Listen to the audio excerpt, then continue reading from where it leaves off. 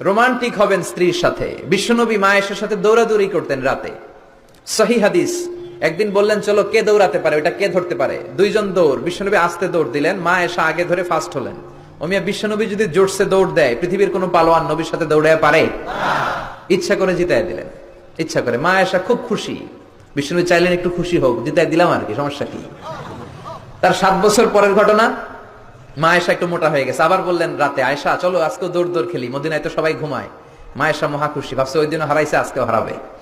বিশ্বনবী মনে মনে বলে আজকে নো চান্স, আজকে চান্স দিব না।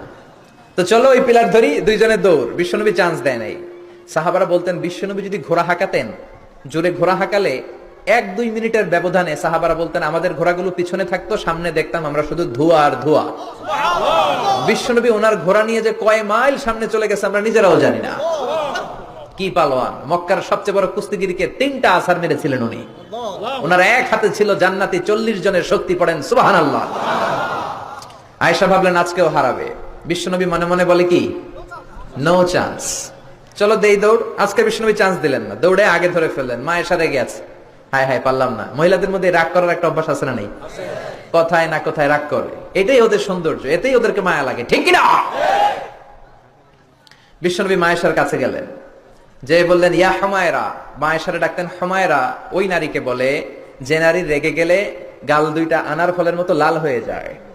যে বললেন হুমায়রা হাদিহি সাবকাতু বিতিলক, ওই যে 7 বছর আগে তুমি আমারে হারাইছিলা, আজকে তোমারে হারাইয়া ওটা শোধ নিয়ে নিলাম।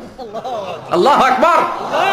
কি প্রেম, কি প্রীতি, কি ভালোবাসা। এজন্য প্রতিদিন সকালবেলা ঘর থেকে বেরোয়ার আগে স্ত্রীকে বলবেন আই লাভ ইউ। কি বলবেন? বলবেন না? মুরব্বীরা মনে মনে কয় না, কইতাম না। বললেন বললে ভালোবাসা বাড়াই দিবে কে?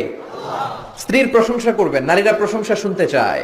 আপনি 1000 টাকা দিয়ে যেটা করতে পারবেন না, যদি বলেন তোমার রান্না মজা হয়েছে, তুমি অনেক সুন্দরী, দেখবেন সব কাজ পানির মতো সহজ। যা বলবেন তাই করতেছে, ঠিক না? যে সবাই মাথা নাড়ায়, মানে কমন পড়ছে। হাজারি সাহেব যাই বলবে কমন পড়বে, ওটা মানতে হবে, ঘরে ঢুকাইতে হবে, সাথে করে নিয়ে যাইতে হবে। এই ওয়াজ আমার মায়েরা, যাদের কানে আপনার কাছে আমার মাইকের আওয়াজ যায়, আপনারাও স্বামীকে শ্রদ্ধা করবেন, ভালোবাসবেন। খাদিজার মতো, আয়েশার মতো ফ্যামিলিটা জান্নাত করে দিবে কে? মনে রাখবেন আপনার বিবি চায় আপনার মুখ থেকে একটু প্রশংসা শুনতে। আপনার জন্য সাজগুজ করে, লিপস্টিক দেয়, চুলে বেনি পড়ে, সুন্দর শাড়ি পরে। সে চায় আপনার সাথে খুব সুন্দর একটা আচরণ করতে, আপনার কাছ থেকে চমৎকার আচরণ পেতে। কিন্তু একদিন আপনি বলেন না তোমার সুন্দর লাগে। এখন আপনার জায়গায় যদি আরেকজন বলে ভাবি আপনার সুন্দর লাগে, ভেজাল আছে না নাই? কথা বুঝার চেষ্টা করবেন। যেটা বলবেন আপনি, আপনার বিবি মোহর দিয়ে আপনি তাকে রাজকুমারী করে ঘরে আনলেন, একদিনও বললেন না তুমি সুন্দরী।